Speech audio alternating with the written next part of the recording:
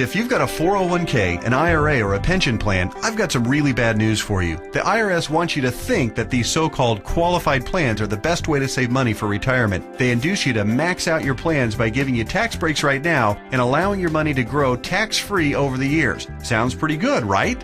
Wrong. The fact is that putting money in your 401k or IRA is almost the worst thing you could do for your retirement, because you're going to be taxed out of your gourd when you finally retire and need the money the most. Then, when you die, guess what? The IRS will hit you with a double whammy. They'll tax your estate when you die, then they'll tax whatever is left again when it is inherited by your heirs. And on top of the tax problems, you'll also have to deal with market volatility that can kill your portfolio. Just think about 2001 and 2008. What if there were a way to avoid tax burdens at retirement, avoid portfolio killing down years in the market, and virtually eliminate any worries you may have about outliving your money during retirement? On this video, I want to show you an IRS-approved class of tax-friendly retirement savings vehicles that beats the pants off your IRA, 401k, or pension plan. They've been around for years, are offered by the oldest, largest, and most financially stable institutions in the world, and allow your money to grow tax-free, just like your current qualified plan, but has zero taxes when the money is dispersed at retirement. Think about that for a minute. Zero taxes on your estate when you die, and zero taxes when the money is transferred to your heirs at death. Listen to that one more time. Zero taxes as your money grows, zero taxes when the money is distributed, and zero on your estate when you die, and zero taxes on the money inherited by your family. Zero. And here's the best part. Unlike your qualified plan, there is no risk that you will lose principal on the investment during a down market. If the market tanks like it did in 2008, your worst case scenario is no gain, but no loss either. What I'm talking about is a retirement savings vehicle that will help make sure you don't outlive your money during retirement. Are you intrigued? Well, you should be. I want to take a few minutes right now to share with you an important message about the best retirement savings vehicle you've never heard of.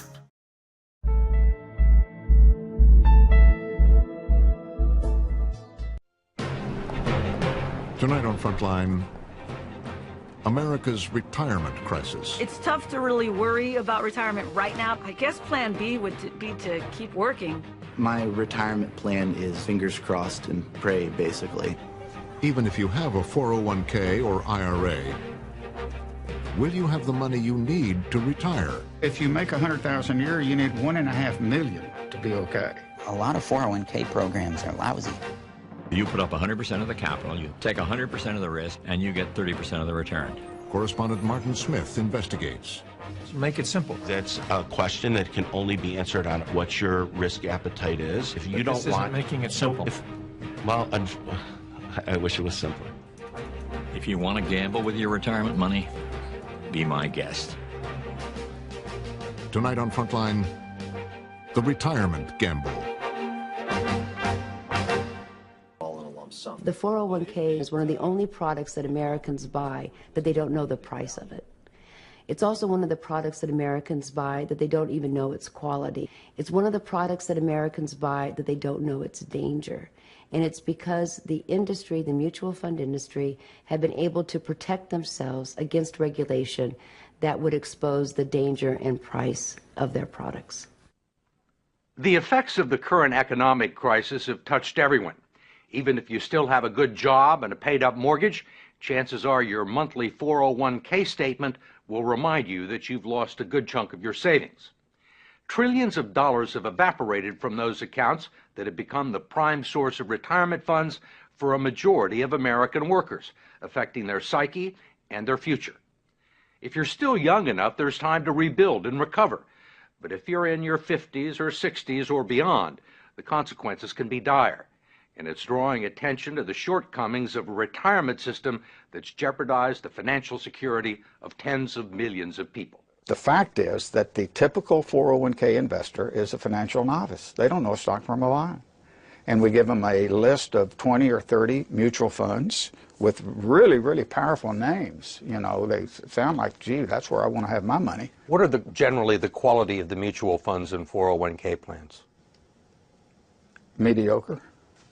I'm going to be real honest with you. With half the funds on the list, really dogs, what people would characterize as dogs, shouldn't be on the list to start with. There clearly has been a raid on these funds by the people of Wall Street, and it's cost the savers and the future retirees a lot of money that would otherwise be in their account, independent of the financial collapse. Representative George Miller of California is chairman of the House Committee on Education and Labor and a staunch critic of the 401k industry, especially its practice of deducting more than a dozen undisclosed fees from its clients' 401k accounts. Now you got a bunch of economic wizards jumping in and taking money out of your retirement plan, and they don't want to tell you how much. You can't decipher it in simple English, and they're not interested in disclosing it or having any transparency about it. And most of the people that look at their 401ks have no idea that these fees are being taken out. No. Where would you find it? Where would you find these fees in this prospectus?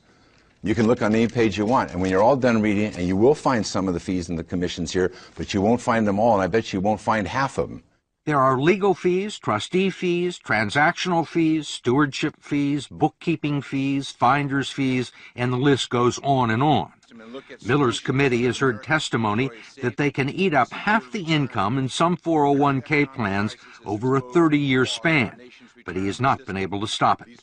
We tried to just put in some disclosure and transparency in these fees, and we felt the full fury of that financial lobbying. David Ray, a lobbyist for the 401k industry, says he favors disclosing the fees, but his partners in the financial industry don't. You think most people know these fees exist? I think they know that there are fees. They don't know exactly how large they are. Why do you think the financial services industry is opposed to fee transparency? I don't know that they're opposed to it. I think the issue is... You don't think they're opposed to it? Well, they want to keep... You're a lobbyist in Washington, right? You know they're opposed to it. George Miller hasn't been able to get a bill to the floor. I think they want to keep the systems as simple and not make changes. They like the way things are, and whenever you push people out of their comfort zones, you know, it's an issue. I mean, they're comfortable with the situation because they're making a ton of money, or they have made a ton of money. With us now to unveil this week's new issue of Time magazine, Time's managing editor, Richard Stengel. Rick, what are we looking at this week? Well, we're looking at a subject that is bothering millions and millions of Americans, 70 million Americans to be exact. It is the problem of 401ks and why we need to retire the 401k and why it's not working for millions of Americans. Yeah. So what do we do instead? Well, what we propose instead is a insurance pension plan, where instead of paying that money into a 401k, you pay it into an insurance plan that guarantees you a pension.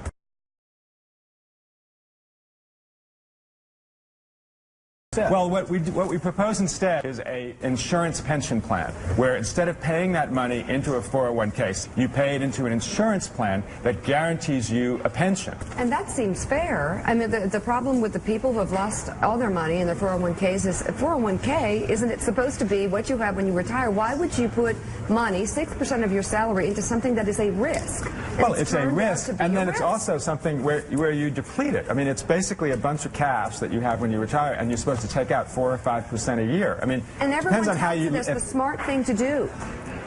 It was for a long time. There's a whole business. I'm not sure it was. I mean, it's not even 30 years old, right? So you have a whole class of people who have grown up, these investment advisors who take this thing and are telling you to do something that nobody has tested or not. It's like a vaccine that they haven't really tested, and they don't know what the long-term influence. Let's switch gears to another way to eliminate huge taxes. Life insurance. Just so you know, I say it on every program, I do not sell life insurance. I don't sell stocks, bonds, funds, annuities. I'm a tax advisor and an educator. And as a tax advisor, I'm advising you to take advantage of the single biggest benefit in the tax code, and that is the tax exemption for life insurance. You've heard me talk about the incredible leverage and tax-free benefits of life insurance, all tax-free. It's truly the best tax leverage available under the tax code. In these volatile and uncertain times, you need to focus on investments that give you control, options, flexibility, and certainty. And you want to remove both stock market risk and tax risk. And you want a guarantee. And you want it all tax-free. You can get all of that with certain kinds of permanent life insurance. But what if I told you that you could have tax-free access to your life insurance during your lifetime, so you could use it for yourself? You could begin moving large amounts of money from taxable accounts into a tax-free permanent life insurance policy. The money grows tax-free inside the policy. You don't have to if those gains are earned within a life insurance policy. If your money's going to grow, it may as well grow tax-free, right? You need to realize that life insurance is an investment, but it's better than your typical investment accounts because it's tax-free. Oh, and one more thing. Life insurance comes with something else that you can never get from the stock market, a guarantee. Believe it or not, this is an area where you might want to invest the maximum you can into the policy. If you're approaching retirement or already retired and looking to shelter more of your taxable money into a tax-free vehicle, this might be the place for you. But the mistake most people make at this stage of life is trying to pay the least for the policy. So you might be thinking, how can paying less be a mistake? Everybody wants a good deal because this is an investment, not an expense. If you were saving money in a bank account, would you want to put in the most or the least? Of course you want to put in the most because this is your savings. You should look at permanent life insurance the same way, except that the investment is tax-free. So why would you keep money growing in a taxable account when it can be transferred to a tax-free investment? If you have taxable IRA funds, you can, in effect, convert your IRA to life insurance, paying tax now at low rates on distributions from your IRA and then using that money to fund your life insurance investment. That accomplishes two things. You reduce your future tax exposure in your IRA by taking distributions now, and you build up a tax-free source of retirement funds should you need them. If it turns out that you don't need to tap into your life insurance for retirement income, then the life insurance benefit builds for your family. Also income tax-free, and for most people, this is truly the best leverage available, and it's all under your control. Once again, I do not sell life insurance, but as a tax advisor, I gotta tell you that the tax exemption for life insurance is the single biggest benefit in the tax code. Make it a part of your retirement savings plan and your estate plan. But remember, this area of your life is a little tricky. You must do it the right way to receive all the benefits I'm telling you about. Now is the time to create a plan to rescue your retirement and move your money from accounts that are forever taxed to accounts that are never taxed.